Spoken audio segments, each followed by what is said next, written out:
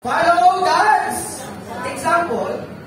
Therefore, as dearly loved children, and walk in the way of what? Love, just as Christ loved us and gave Himself up for us as a what? Fragrant offering and sacrifice to God. Itong buhay pala natin na ito, mga kapatid. Importante na mabango ang samyo at pag-offer sa Diyos. Dito nyo maintindihan, mga kapatid. Itong katawan na mayroon tayo, na tinatahanan ng Panginoon sa puso natin, merong value. Kaya maraming tao, nagpapakamatay sila, iniisip nila, walang value yung buhay nila. Kaya gusto kong i-assure kayo ngayong gabi, anuman ang pagtanaw nyo sa sarili ninyo, masama man, o kung ano pa man, gusto kong sabihin sa inyo, may value yung buhay natin sa Panginoon. Huwag natin papabayaan yung buhay natin, mga kapatid. So in the Old Testament, altars were the physical places where people met God through sacrifice and worship. Dahil diba, nagtatayo sila ng altar, it's just a representation. Nagtatayo sila ng altar dyan para may isang representation, either bato or isang kahoy, para ipakita na doon kinikilala nila yung pagsamba sa Panginoon, sa Old Testament. But in the New Testament, the concept of altar is transformed. Siyempre, wala namang pag-aalay na ganito. Di ba? Ngayon, pagdating sa bagong tipan, nag-iba yung, nagkaroon ng transformation. Pagdating dito sa concept na to, that is why Paul challenges believers to offer their very lives as a living, continuous sacrifice, a fragrant offering that reflects the sacrificial love of Christ. This is now the intention of Ephesians chapter 5, 1 and 2, na mag-reflect sa atin yung buhay ni Jesus. Yun na naman ang paulit-ulit na minamandate ng Bible. Yung, itong problem natin minsan, kung bakit tayo nangihina. Imbis na mag-reflect tayo sa buhay ni Jesus, nakatingin tayo sa buhay ng mga kapatid.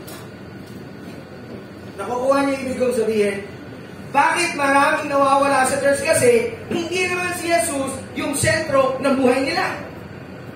Kaya tingnan nyo ha, malulugi kayo mga kapatid pag lagi kayo nakasentro sa buhay ng mga kapatid. Pag tumingin kayo kahit sa pastor, sa mga elder, wala rin kayo mapapala dyan. Pero pag tumingin kayo sa sacrificial life ng buhay o buhay ni Jesus, doon meron kayong pag-asa. Kaya tingin lagi kayo sa Panginoon, mga kapatid. Offer your life as a fragrant offering. Let's go to the context. Ano bang context? Magsinulat ito ni Paul. Paul wasn't writing to correct a specific crisis, but instead to remind believers who they are in Christ. Gustong i-emphasize ni Paul sa mga believers noon, ano yung identity nila. Mamaya makikita nyo, ano yung mga encounter ng mga tao during those days.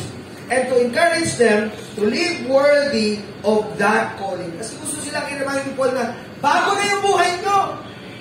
Hindi na kayo yung dating inyo. Transform na kayo. I-offer nyo yung buhay nyo na as a fragrant offering. Chapters 1 to 3 focus on what God has done about salvation of the Jews and Gentiles.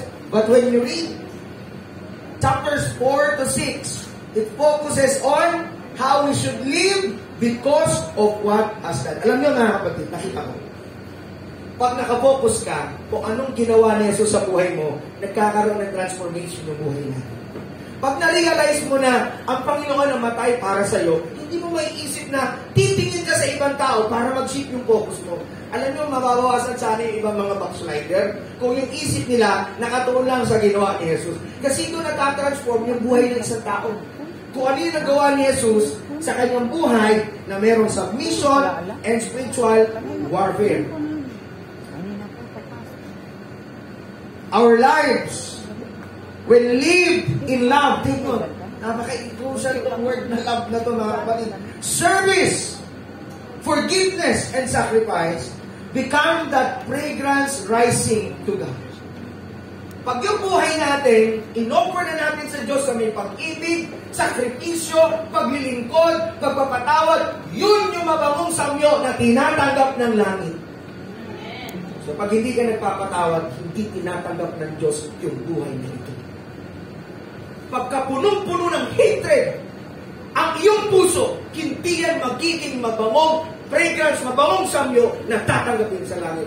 Ang iyong mga panalangin ay yan ay magiging karumal-dumal lamang sa harapan ng Diyos. Dati na nyo pag hindi ka marunong magpalaya ng iyong sarili, ng iyong puso, paano magiging mabango yung buhay mo sa harapan ng Diyos? Ang gusto nila sabi dito in love, service, forgiveness, and sacrifice. The Ephesians were living in a culture filled with idols. Ay, pareho din pala sa buhay natin ngayon Yung mga taga-Efeso, yung buhay nila, siguro marami sila mga, sa time kasi na yun, uso yung tinatawag ng mga Greek gods and goddesses, sila Zeus, sila, uso yun basta yung mga Greek gods and goddesses, may influence yung mga Christians. Ano yung problema pa nila? Selfishness, spiritual confusion. Naalala nyo lang nung nakaraang gabi, compartmentalize, yung spirituality kasi, parang ganito, explain ko para mas mababaw. Pag Sabado, iba buhay mo. Pag ibang week, iba rin yung buhay mo. Question, magkaiba ba dapat yung buhay natin pag Sabado at other days? Hindi! Pareho dapat! Kung paano yung identity natin pag Sabado, the rest of the days, ganun din dapat yung identity natin. How we view God, kung paano rin tayo tinitingnan ng ibang tao. Kaya alam nyo, spiritual confusion yan. Sa atin, wala, hindi naman tayo sumasamba sa Diyos-Diyosan, di ba? Pero ito, existence ko. Ubus ang oras natin dito. Nare-realize nyo mga kapatid, are you with me? Andiyan ba kayo nakikinig? Nare-realize nyo ba yung buong oras at panahon natin, ito ang nagnanakaw ng altar ng Diyos sa buhay natin. Huwag yung babaliwalain ito mga kapatid. You will lose your opportunity to change. Pag ipinaliwalaan nyo ito, pag napakinggan nyo ito, instead na kayo ay mainis, magalit, kasi tinatarget ni Pastor, yung lahat ng problema natin, ang tanging magiging solusyon, magbago tayo. Wala ka na ibang choice So, kung ito pala nakakaubos ng oras, para hindi ako nakabalik sa altar ng Diyos, anong solusyon na pwede natin gawin? I-prioritize mo muna. Minsan, magtataka ka, maaga ka naman natulog. Maaga ka nagising.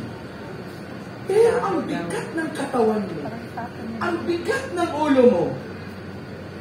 Sa personal ko pag